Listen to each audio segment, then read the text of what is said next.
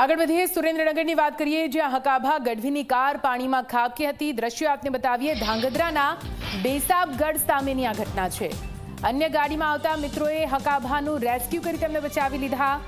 હકાભા ગઢવીને સુરક્ષિત રીતે પાણીમાંથી બહાર કાઢવામાં આવ્યા છે। હકાભાની ગાડી આડે આવેલા સ્ટાફને બચાવવા માટે ગયા હતા અને તે દરમિયાન આ ઘટના ઘટી। હિંગળાજમાના મંદિરે દર્શન કરીને પરત ફરતા હતા તે દરમિયાન આ ઘટના ઘટી છે। રસ્તા પર જઈ રહ્યા હતા, વચ્ચે સાપ આવ્યો। સાપને બચાવવા જતા પોતાની ગાડી પરથી કાબુ ગુમાવી દીધો અને સાઈડમાં રહેલા કાંસમાં આ ગાડી જઈને ખાબકી, જ્યાં પાણી ભરેલું હતું।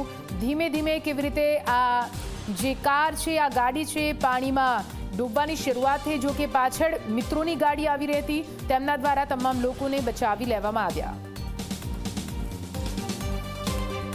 અમે ગયા હતા હિંગળાજમાનું મંદિર છે, પીપળા એટલે બૈસાબગઢથી જવાય, અને હિંગળાજમાના દર્શન કરીને વર્તા વેરા અને 50-60 સ્પીડમાં મારી ગાડી હતી અને વચમાં ગોગા મહારાજ એટલે સાપ આડો આવવાથી મેં કાબુ ગુમાવ્યું સ્ટીરિંગનું અને ઊંડી ખાઈ હતીમાં નદીની એમાં ખાબકી સીધી જઈ ગાડી એટલે બચી ગયા। બાકી જો પલટી મારી જાય તો બચવાને કોઈ સ્કોપ હતા નહીં, પણ પાછળ 500 પલટી મારી ખ્યાલથી શેરી છે ગાડી શેઠી, એ 3-4 ભાઈબંધો તો આવી ગયા અને સીધા અંદર પડ્યા, જોયા વિના કાંટા છે શું છે, અને અમને બહાર કાઢવાની પૂરી કોશિશ કરી અને થોડુંક સાતીના ભાગમાં વાગ્યું એવું લાગ્યું મને સ્ટેરિંગ, પણ અત્યારે કંઈ દુખતું નથી, નહીં ટાણે એવું લાગ્યું અને પગમાં થોડી કળ ચડી જતી, મને કે પગ ફેલ થઈ ગયો, પણ એવું કંઈ હતું નહીં, પણ બચાવ થઈ ગયો માની કૃપાથી।